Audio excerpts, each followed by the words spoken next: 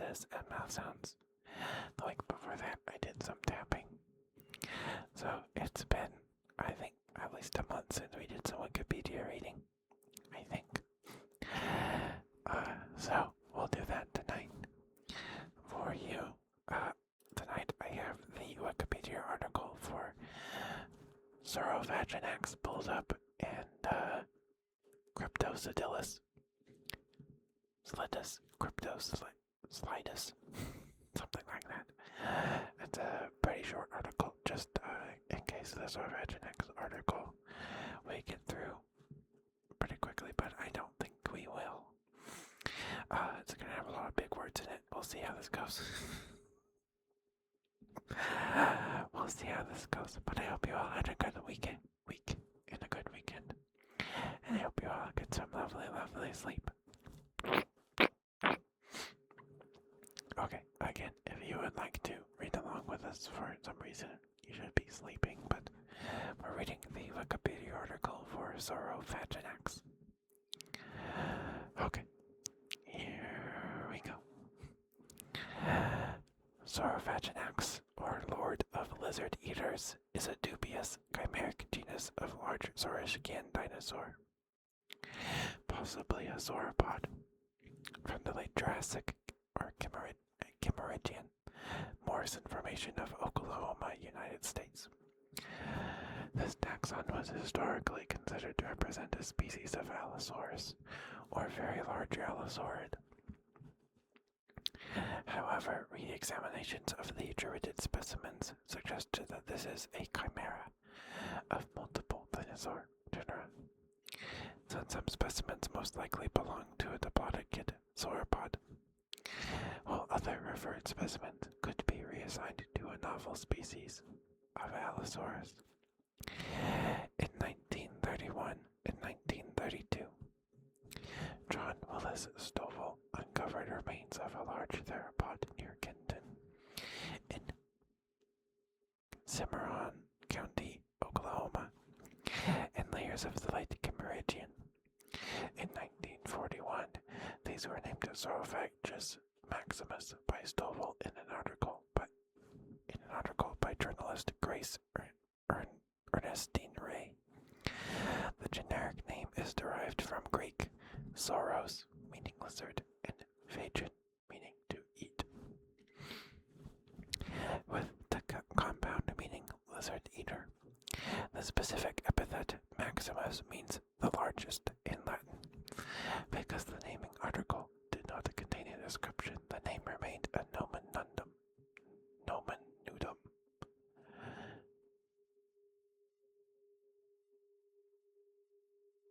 Okay, so it's just like when a scientific name is in limbo. Okay, I guess maybe we'll have to read that article another time if I remember. In 1987, Spencer George Lucas erroneously made LMNH4666 a tibia, the lectotype, unaware that Saurophagus was a nomen nudum.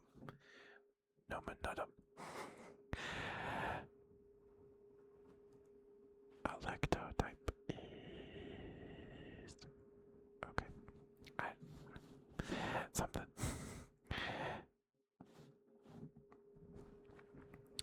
Is it like that? Does that mean it's the type specimen? I don't know. Something like that, I think. Later, it was discovered that the name Saurophagus was preoccupied. In 1831, it had already been given by William Swainson to a tyrant flycatcher, an extant eater of taxonomically true lizards. Oh, the flycatcher birds eat lizards. I didn't know that. In 1995, Daniel Shore named a new genus, Saurophaganax, adding Greek suffix anax, which means ruler, replacing the earlier informal name Saurophagus. I don't know. He also found OMNH4666 undiagnostic in relation to allosaurs. So he chose OMNH1123, a neural arch, as the holotype for Saurophaganax. Much of the material informally named Saurophagus maximus, namely those diagnostic elements that could be distinguished from allosaurs, were referred to Saurophaganax maximus by Shure. They contain disarticulated bones of at least 4 individuals.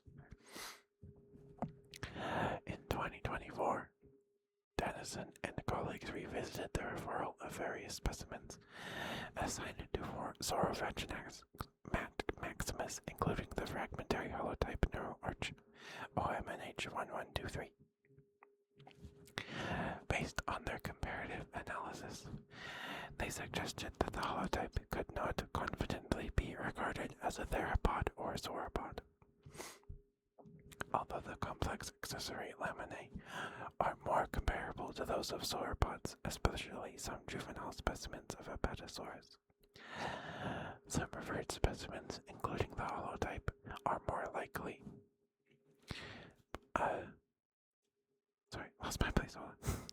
are more likely belong to Diplodocids than the large Kenton 1 quarry allosaurid, i.e. the specimens are chimeric. Since the holotype neural arch is so fragmentary, the researchers could not confidently refer it to a theropod or sauropod. So they considered Saurophaganax maximus to be a nomen dubium, which is like a dubious genus, right? Something like that. Previously assigned allosaurid specimens. The identification of the allosaurid elements referred to Saurophaganax was a matter of dispute. It has been described as its own genus, or as a species of Allosaurus, Allosaurus maximus. A review of basal tetanurans in 2004 and Grano et al.'s comprehensive 2012 analysis of Tenturinae accepted Saurophaganax as a distinct genus. Possible Saurophaganax material from New Mexico may clear up the status of the genus.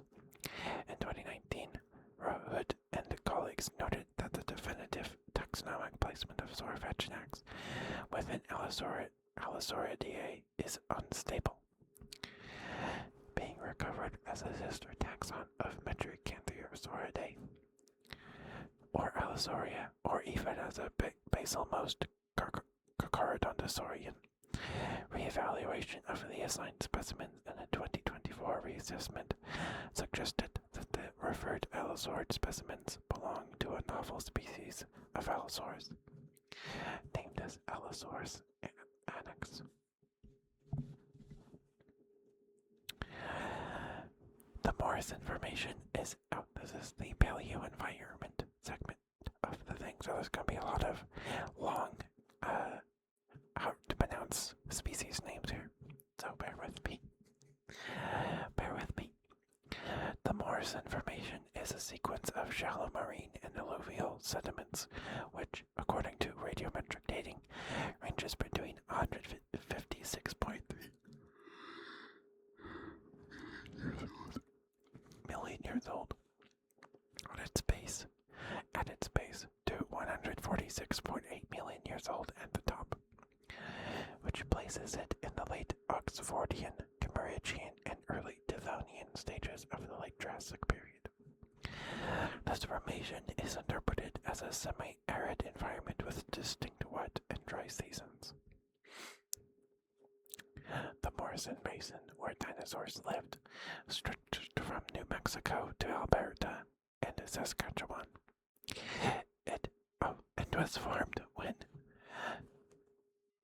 the precursors to the Front Range of the Rocky Mountains started pushing up to the west.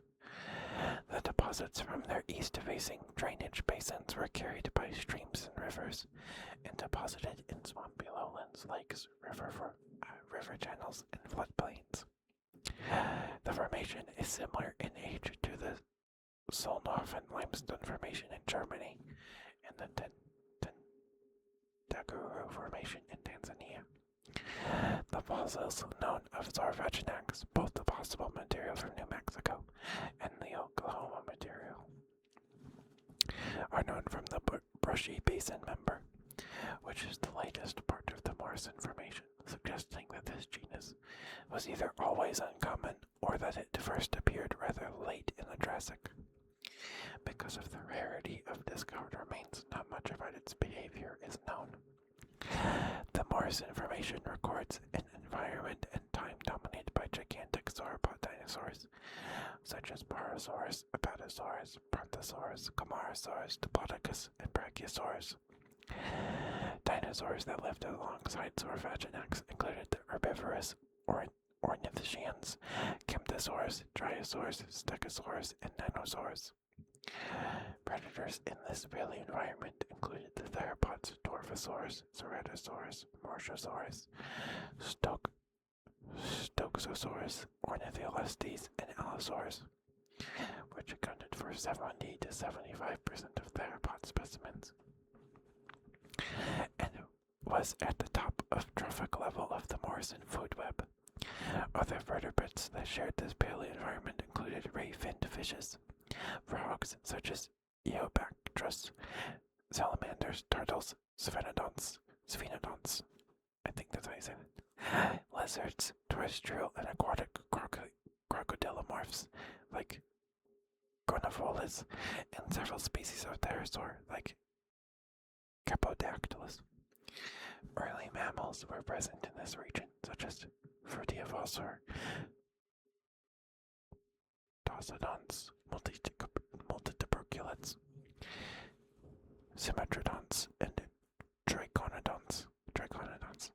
The flora of the period has been revealed by fossils of green algae, fungi, mosses, horsetails, cycads, ginkgos, and several families of conifers. Vegetation varied from river-lining forests of tree ferns and ferns, gallery forests, to fern savannas with occasional trees such as the Araucaria, like conifer brachyphyllum.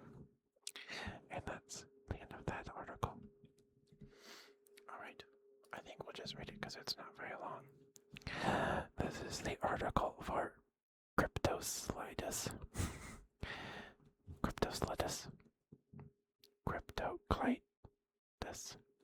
Cryptoclidus. Thank you, Wikipedia, for having a pronunciation guide. This is a plesiosaur, so not a dinosaur, but they're cousins. Cryptoclidus is a genus of plesiosaur reptile from the Middle Jurassic period of England, France, and Cuba. Cryptoclidus was a plesiosaur whose specimens include adult and juvenile skeletons, and remains which have been found in various degrees of preservation in England, northern France, Russia, and South America. Its name, meaning hidden clavicles, refers to its small, practically invisible clavicles buried in its front limb girdle. The type species was initially described as Plesiosaurus eurymerus. The specific name, wide femur, refers to the forelimb, which was mistaken for a hind limb at the time. It was moved to its own genus, Cryptoclidus, by Seeley in 1892. Fossils of Cryptoclidus have been found in the Oxford clay of Cambridgeshire, England. The dubious species Cryptoclidus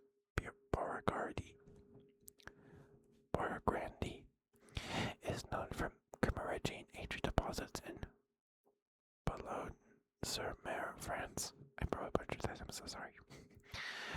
Cryptoclidus vigilensis, which is now considered undiagnostic, hails from the Jagua Formation in western Cuba. In 2016, there was a report about a fragmentary Cryptoclidus postcranial skeleton from the Calovian deposits of Nicotino. I hope I said that right. Village in Ski District, Ryazan Oblast, Russia, but later, Varkov et al. Defined it as indeterminate cryptoclided.